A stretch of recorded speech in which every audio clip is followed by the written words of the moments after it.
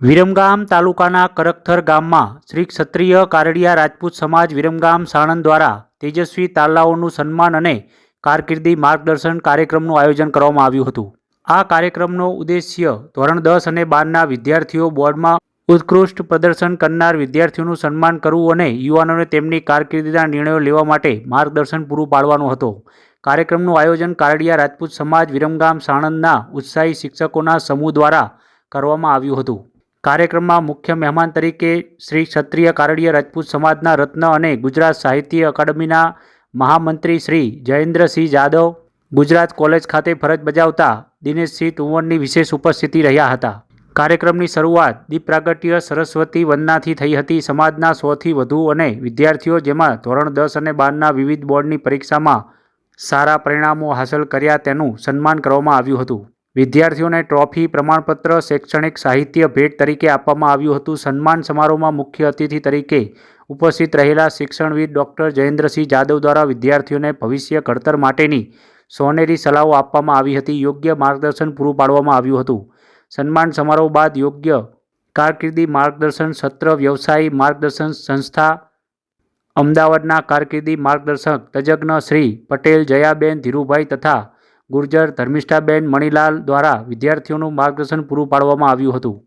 આ સત્રમાં ઇજનેરી, તબીબી, મેનેજમેન્ટ, આર્ટ્સ, ટેકનોલોજી અને સ્ટાર્ટઅપ જેવા વિવિધ ક્ષેત્રોની તકો વિશે વિગતવાર ચર્ચા કરવામાં આવી હતી. નિષ્ણાતો દ્વારા વિદ્યાર્થીઓને સ્પર્ધાત્મક પરીક્ષાઓની તૈયારી, ઇન્ટરવ્યૂ તૈયારી અને આધુનિક ટેકનોલોજીના ઉપયોગ વિશે પણ માહિતી આપવામાં આવી હતી. આજના ડિજિટલ યુગમાં artificial intelligence, AI, data science અને સાયબર સિક્યુરિટી જેવા ઉભરતા ક્ષેત્રો પર ભાર મૂકવામાં આવ્યો હતો. સમગ્ર કાર્યક્રમમાં સામાજિક, રાજકીય અગ્રણીઓ અને વાલીઓ તેમજ વિદ્યાર્થીઓ ઉપસ્થિત રહ્યા હતા. અને એની શરૂઆત આપણા યુવાન ભાઈઓએ કરી. તાળીઓથી એમને વધાવી લઈએ. મનીષભાઈને પણ આપણે તાળીઓથી વધાવી લઈએ. તો દિનેશસિંહ તુવર, દિનેશસિંહ ઉપર તાળીઓનો વરસાદ આપણે ચાલુ રાખીશું. આપણે તાળીઓથી એમને વધાવતા રહીએ. શિક્ષણ અને પ્રમાણપત્રની સાથે તાળીઓ. વિરમગામ વિભાગ દ્વારા કારકિર્દી માર્ગદર્શન સેમિનાર અને પ્રમાણપત્રથી સન્માનિત કરશે.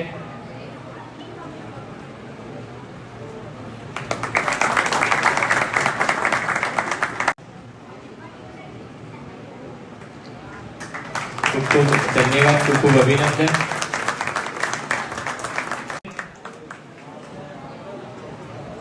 ખૂબ ખૂબ અભિનંદન.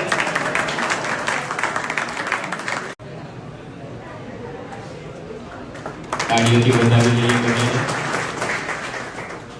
સ્વાગત, સન્માન કરશે.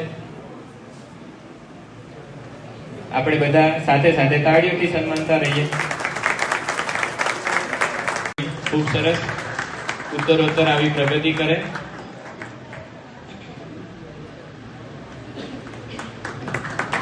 નથી તો એમના વતી ઉપસ્થિત હોય તે શિલ્ડ અને પ્રમાણપત્ર સ્વીકારશે.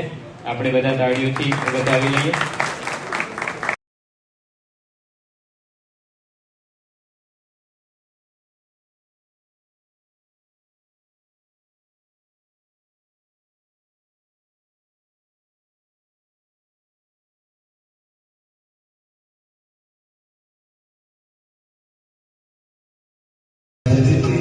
शान तू है प्रभु की संतान, तेरी मुट्ठियों में बंद तूफान है, मनुष्य तो बड़ा महान. કે શિલ્ડ અને પ્રમાણપત્રથી એમનું સન્માન કરશે.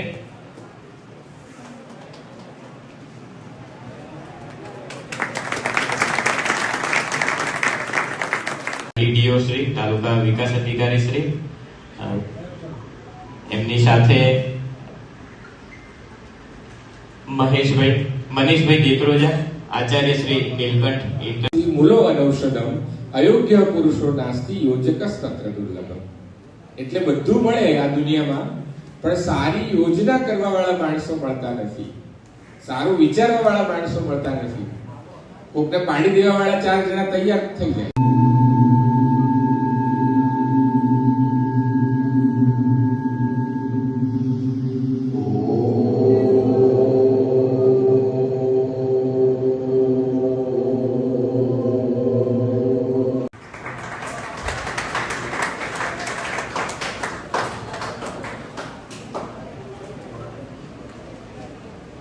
આપણે તાળીઓથી બંનેને વધારતા રહીએ.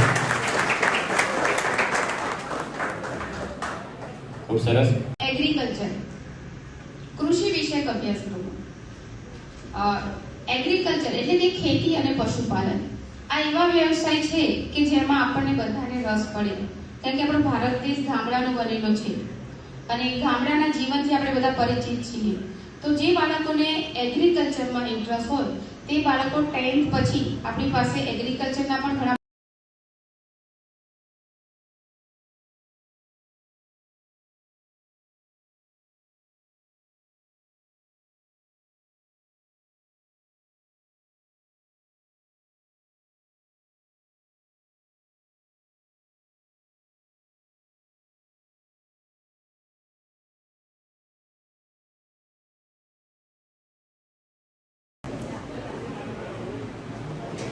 ખૂબ સરસ. અને ધર્મિષ્ઠાબેનનું સ્વાગત માટે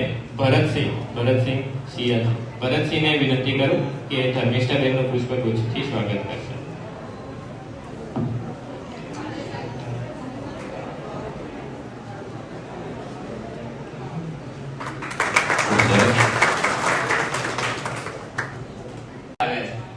આ વિચાર આપવો અને બહેનોને મળવું એ કોઇન્સિડન્સ. કારણ કે અમે આ વિચાર તો આવી ગયો કે આવું કરીએ, પણ 10મા ધોરણ ને 12મા ધોરણ પછીના વિષયો કયા, તમે શું ચૂઝ કરી શકો, અત્યારે ટ્રેન્ડિંગ શું છે, ઓફ ટ્રેક શું છે, શું લેવું જોઈએ અને ભવિષ્યમાં શું વસ્તુ સારી છે. તો એ માટે હવે બોલાવવા કોને, તો એના માટે તજજ્ઞ જોઈએ ને આપણી પાસે એવા કોઈ તજજ્ઞો મારા ધ્યાનમાં નથી અને અમે જે પણ બેઠા મીટિંગમાં કે એવા પ્રોફેશનલ શોધવા ક્યાંથી.